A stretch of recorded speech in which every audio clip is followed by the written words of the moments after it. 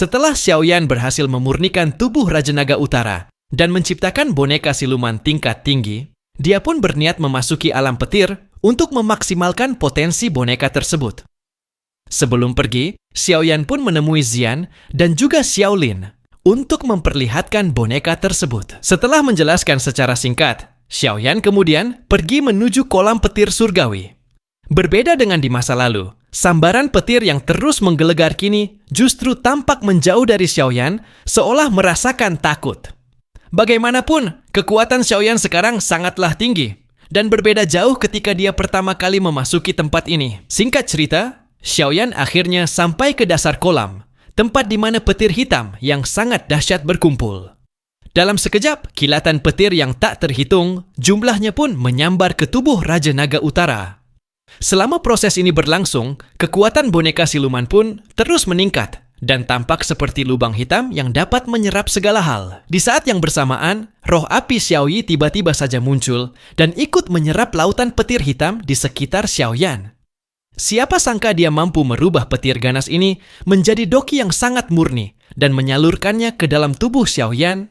Di sini Xiaoyan bisa merasakan sensasi aneh yang mengalir ke setiap nadi di dalam tubuhnya. Tidak hanya itu, kekuatannya juga perlahan meningkat dan berhasil menembus batasan yang sulit dicapai sebelumnya.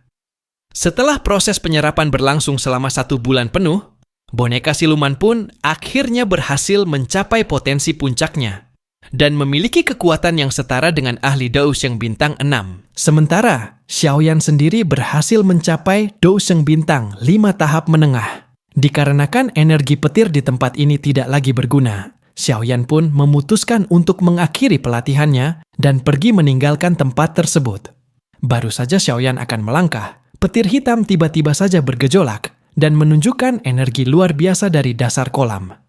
Terlihat di sana muncul sosok naga petir emas yang sangat menakutkan. Kilatan yang memancar dari tubuhnya benar-benar jauh lebih kuat dari petir hitam sebelumnya. Xiaoyan pun menyadari kalau fenomena ini tidak lain adalah petir emas legendaris yang hanya bisa dipanggil oleh pil tingkat 9 puncak. Menyadari akan hal itu, Xiaoyan kini cukup dilema mengingat ini merupakan kesempatan yang sangat langka. Jika dia bisa memanfaatkan energi petir tersebut, kekuatannya pasti akan mengalami peningkatan yang cukup besar. Tentu saja Xiaoyan juga sadar bahwa resiko yang akan dia terima jika sampai terjadi kesalahan tidaklah main-main. Bagaimanapun, petir emas legendaris ini merupakan keberadaan yang setara dengan api surgawi. Bahkan jauh lebih sulit untuk dikendalikan karena sepenuhnya tercipta dari kehendak langit itu sendiri. Sesaat kemudian, awan hitam yang diselimuti kilatan petir seketika menutupi seluruh cakrawala. Pada saat yang bersamaan, kesadaran naga petir emas pun perlahan terbangun. Begitu merasakan ada keberadaan lain di wilayah kekuasaannya, naga petir tersebut pun langsung menyerang Xiaoyan tanpa ampun. Pada momen tersebut, boneka siluman berhasil memblokir serangan petir emas yang datang. Tidak disangka, serangan kecil ini bahkan mampu menciptakan retakan halus di tubuh boneka siluman yang sudah ditempah sedemikian rupa. Hal ini menunjukkan seberapa besar perbedaan kekuatan di antara mereka. Di lain sisi, Xiaoyi juga kembali muncul dan mencoba memurnikan sebagian kecil energi petir tersebut. Tindakan ini sontak memberikan energi luar biasa ke dalam tubuh Xiaoyan, sekaligus memberinya siksaan yang sangat menyakitkan. Akan tetapi, meskipun rasa sakit yang dia terima hampir tak terbendung, namun proses ini juga memberikan peningkatan yang luar biasa. Dalam sekejap, kekuatan Xiaoyan pun melonjak dan berhasil mencapai puncak bintang 5 Dousheng. Dengan kekuatan Xiaoyan sekarang, dia sadar bahwa menghadapi naga petir emas secara langsung sama saja dengan mencari kematian. Bahkan hanya sebagian kecil, energinya saja sudah mampu membuat Xiaoyan mendapat siksaan yang belum pernah dia rasakan sebelumnya. Dengan penuh ketenangan, Xiaoyan pun mencoba mengamati naga petir emas dan menemukan kalau dia sepertinya sedang mencoba untuk membentuk roh sejati. Fenomena ini jelas sudah melawan hukum alam dan akan memicu hukuman langit. Dalam sekejap, petir hitam yang sebelumnya menjauh kini seketika berkumpul dan menyerang naga petir emas hingga membuat kondisi tubuhnya tidak stabil. Kejadian ini secara alami memberikan peluang besar bagi Xiaoyan dan langsung mengerahkan roh api miliknya untuk menyerap sebagian besar energi kekacauan yang dimiliki naga petir emas. Selain memberikan keuntungan bagi Xiaoyan, tindakan ini juga berhasil membantu naga petir emas untuk melewati hukuman langit. Setelah itu, Xiaoyan lantas menanamkan benih spiritual dan membantu naga petir emas untuk membentuk kesadaran sejati. Setelah mendapat keuntungan besar dari naga petir emas yang muncul di kolam petir, Xiaoyan lantas pergi meninggalkan tempat tersebut. Sesampainya di luar, kondisi Pulau Naga kini benar-benar telah berubah menjadi kesatuan yang utuh dan perlahan membangkitkan kembali keberadaan mereka sebagai eksistensi puncak di dunia Magical Beast. Bahkan saat ini Xiaoyan bisa merasakan ada 10 ahli Daosheng yang berkumpul di pulau tersebut. Meskipun klan Naga Void kuno baru saja bangkit, namun barisan ini sudah cukup untuk berdiri sejajar dengan kekuatan besar di benua Dogi. Tentu saja perubahan ini juga sangat menguntungkan bagi Xiaoyan. Mengingat hubungannya dengan Xian secara tidak langsung, hal ini telah menjadi dukungan penuh bagi aliansi Sky Mansion di masa depan. Singkat cerita, Xiaoyan lantas kembali menemui Xian dan juga Qilin. Di sini mereka menyadari kalau kekuatan Xiaoyan sepertinya telah mengalami peningkatan besar. Xiaoyan pun hanya mengangguk dan memutuskan untuk tidak memberitahu kemunculan naga petir emas serta fenomena aneh yang terjadi di kolam petir sebelumnya. Berhubung situasi di Pulau Naga telah sepenuhnya stabil, Xiaoyan pun memutuskan untuk segera kembali ke aliansi Sky Mansion.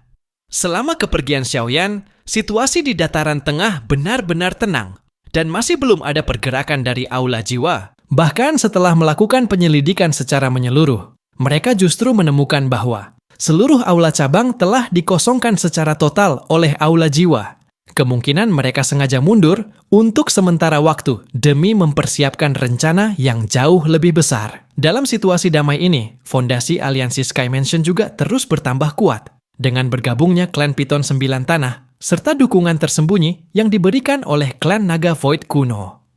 Selama kurung waktu ini, Xiaoyan tetap fokus untuk berkultivasi dan meningkatkan kekuatannya. Di sini, Xiaoyan juga teringat kalau upacara penobatan klan Yao akan segera dimulai. Xiaoyan tentu menyadari kalau upacara ini memiliki arti yang sangat dalam bagi gurunya. Terlebih Xiao Chen memiliki ambisi untuk mengukir nama kedua orang tuanya di atas batu prasasti klan Yao. Dengan kekuatan Xiaoyan sekarang, dia pun bersumpah akan membalaskan semua penghinaan yang dilakukan klan Yao terhadap gurunya di masa lalu.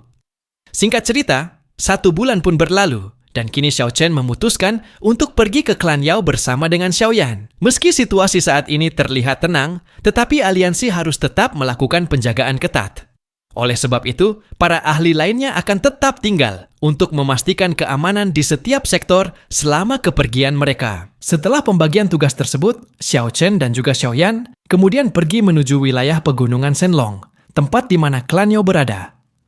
Pegunungan ini terletak di bagian paling selatan wilayah dataran tengah yang terkenal penuh akan racun dan segala jenis binatang buas. Namun di samping itu, tempat ini juga dipenuhi akan energi spiritual serta tanaman obat yang sangat melimpah sehingga sangat cocok dengan klan Yao yang sangat terkenal dengan kemampuan alkemis mereka.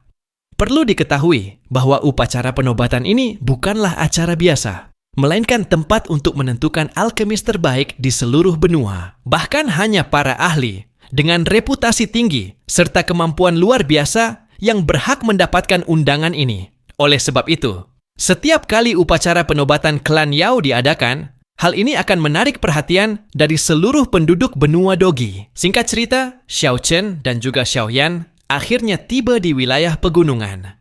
Di sini pandangan Xiao Chen benar-benar penuh akan kenangan masa lalunya.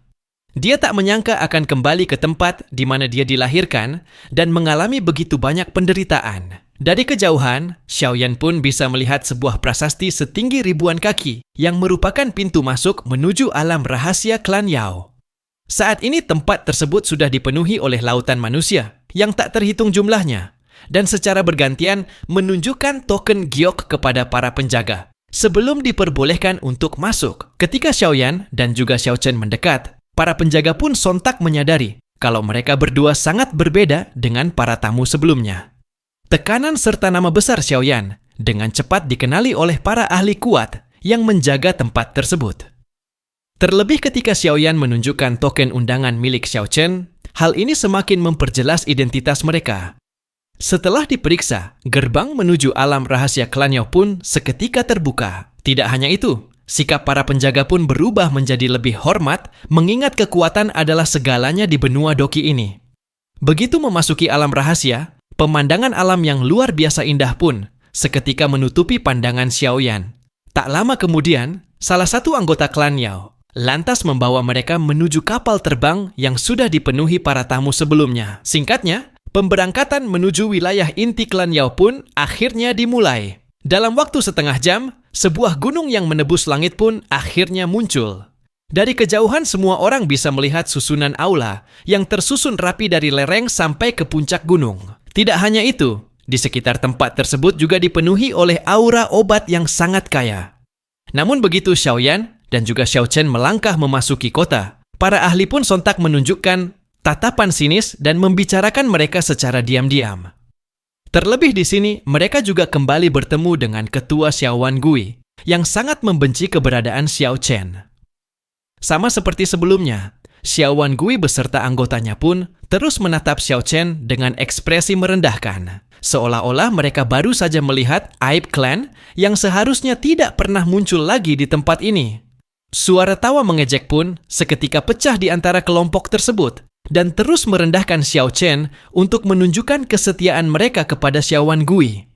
Para ahli yang berasal dari dataran tengah pun hanya bisa terdiam ketika melihat perilaku dari klan Yao ini. Bagaimanapun, mereka semua sangat mengenal Xiao Chen yang bukan lagi orang buangan, melainkan ketua aliansi Sky Manison yang menduduki kekuatan puncak di dataran tengah. Terlebih dia juga merupakan guru dari Xiaoyan, yang namanya sendiri sudah membuat semua orang merasakan takut luar biasa. Bagi mereka, siapapun yang berani menghina Xiao Chen, hal itu sama saja dengan menantang Xiaoyan, dan harus siap untuk menerima akibatnya. Nah guys, begitulah alur cerita BTTH episode 198.